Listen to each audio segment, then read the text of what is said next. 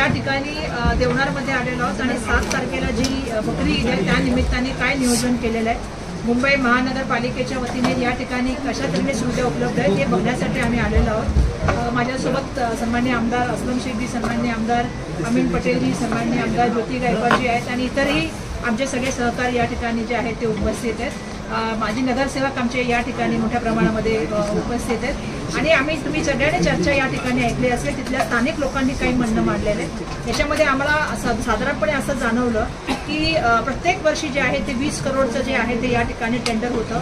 जवळपास तुम्ही जर बघाल तर मागच्या वर्षी जे आहे ते बकरीची संख्या 1,75,000 होती आणि मोठ्या जनावरांची जी संख्या होती ती जवळपास 17,000 होती आणि यावर्षी आतापर्यंतची संख्या जर बघितली तर 1,31,000 जे आहे ते बकऱ्या इथे आलेल्या आहेत आणि जवळपास 8,000 पर्यंत जे आहे ते त्या ठिकाणी मोठी जनावरं आलेली।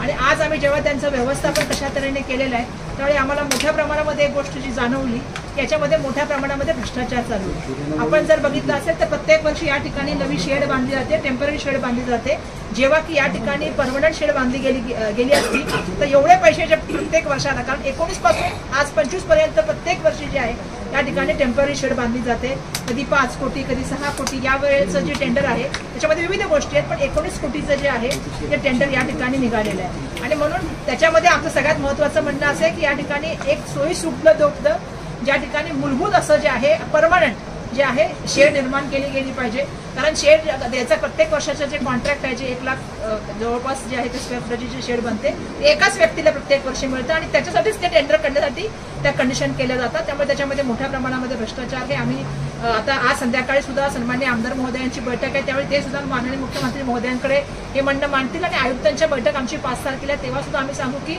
मुंबई महानगरपालिकेचा आणखीन एक भ्रष्टाचार म्हणजे हा देवनार भ्रष्टाचार आहे। खरं तर आपण सगळ्यांना माहिती आहे की शासनाच्या वतीने आणि महानगरपालिकेच्या वतीने या सणाला मदत करण्यासाठी आणि हा सण चांगला व्हायला पाहिजे म्हणून प्रयत्न केले जातात। आता आम्ही अधिकाऱ्यांची चर्चा केली त्यावेळी आम्हाला असं कळलं की या ठिकाणी लागणारी जी मनुष्य मॅन पॉवर जी आहे, जी लागणारी बळ पाहिजे, मनुष्यबळ, ते दुर्दैवाने या ठिकाणी कमी आहे, त्यामुळे त्याचं नियोजन व्यवस्थित होत नाही। आता आम्ही बघितले, माझ्याकडे सुद्धा काही व्हिडिओ आहेत की मोठ्या प्रमाणामध्ये जनावरं येतात, ट्रॅफिकिंगमध्ये त्यांना थांबावं लागतं, त्यांना पार्किंगमध्ये थांबावं लागतं, व्यवस्थापन नाहीत। माझ्याकडे काही फोटो आहेत ते मी तुमच्याकडे सगळ्यांकडे शेअर करते की तिथेच घाण आहे, तिथेच शेण आहे, त्याच्यामध्येच पाणी पडलेलं आहे, पाऊस पडलेला आहे, त्याच्यामध्येच जनावरं आहेत, त्यामुळे मोठ्या प्रमाणामध्ये जनावरांचा मृत्यू होतो आणि ते टाळलं जाऊ शकतं। त्याच्यासाठी मोठ्या प्रमाणामध्ये नियोजन करण्याची आवश्यकता आहे, ते टाळलं जाऊ शकतं पण दुर्दैवाने ते टाळलं जात नाही। आणि शेवटच्या 2 दिवसामध्ये म्हणजे पुढच्या 7 तारखेला जरी बकरी ईद असली तरी 9, 8 आणि 9 तारखेला ज्या तऱ्हेने नियोजन करायला पाहिजे मोठ्या जनावरांचं ते दुर्दैवाने होताना दिसत नाही। आपण सुद्धा चर्चेमध्ये ऐकलं असेल की ट्रॉल्या असतात, त्याला न्यायला वेळ लागतो, पुढे प्रोसिजरला एंट्रीचा गेट वेगळा पाहिजे, एक्झिटचा गेट वेगळा पाहिजे आणि सगळ्या गोष्टीचं त्या ठिकाणी नियोजन केलं पाहिजे, ही सर्वसाधारणपणे तक्रार आलेली आहे। आता काही पॉईंट्स आम्हाला अजून मिळतील जे सन्मान्य आमदार संध्याकाळच्या मीटिंगमध्ये मुख्यमंत्र्यांसमोर मांडतील। 5 तारखेला आमच्या आयुक्तांकडे बैठक आहे, त्याच्यामध्ये सुद्धा आम्ही हे मुद्दे मांडू।